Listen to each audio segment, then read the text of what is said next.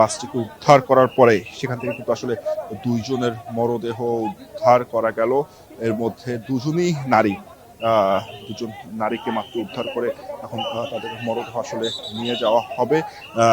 এবং ডুবুরি দলের যারা রয়েছেন তারা কিন্তু বাসটির ভিতরে এখন অবস্থান করছেন এবং সেখানে আরো মরদেহ উদ্ধার করা হবে এমনটি বোঝা যাচ্ছে। কারণ যেটি আমিও কিছুক্ষণ আগে বলছিলাম যে ৩০ থেকে ৩২ জন যাত্রী এখনো নিখোঁজ রয়েছেন।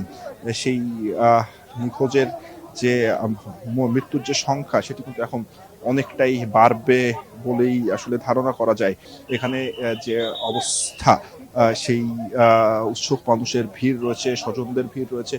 ৩০ থেকে ৩২ জন যাত্রী কিন্তু এখনো নিখোঁজ এবং ফায়ার সার্ভিসের সেই প্রস্তুতি দেখছি যে পরবর্তীতে আরো মরদেহ উদ্ধারের তারা চেষ্টা করছেন এবং বাসের যে অংশ, যে কিছুটা অংশ বের হওয়ার পরে সেখানে কিন্তু ডুবুরি দল তারা মরদেহগুলো টেনে বের করার বা তাদের যে কাজগুলো রয়েছে সেগুলো বের করার কিন্তু চেষ্টা করা হচ্ছে।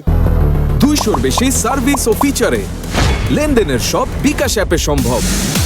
ইতিমধ্যে যেটি আমরা দেখেছি যে দুটি মরদেহ উদ্ধার করা হয়েছে, দুজনই মধ্যবয়স্ক নারী এবং আরো এই সংখ্যা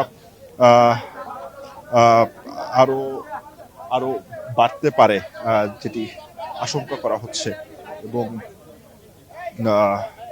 দেখতে পাচ্ছেন যে এখন পরবর্তী যে উদ্ধার অভিযানের জন্য এখন প্রস্তুত হচ্ছে যে নৌকাটি রয়েছে ডুবুরি ফায়ার সার্ভিসের সেটিতে আসলে।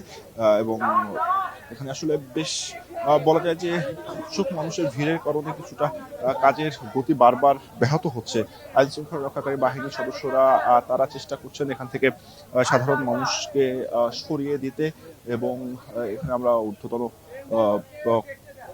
এখানে আমরা নৌ পরিবহন প্রতিমন্ত্রীকে দেখছি, রাজীব হাসান, তিনি ইতিমধ্যেই এখানে এসেছেন এবং তিনি এখানে দাঁড়িয়ে থেকে যে উদ্ধার কাজের বিভিন্ন নির্দেশনা তিনি দিচ্ছেন।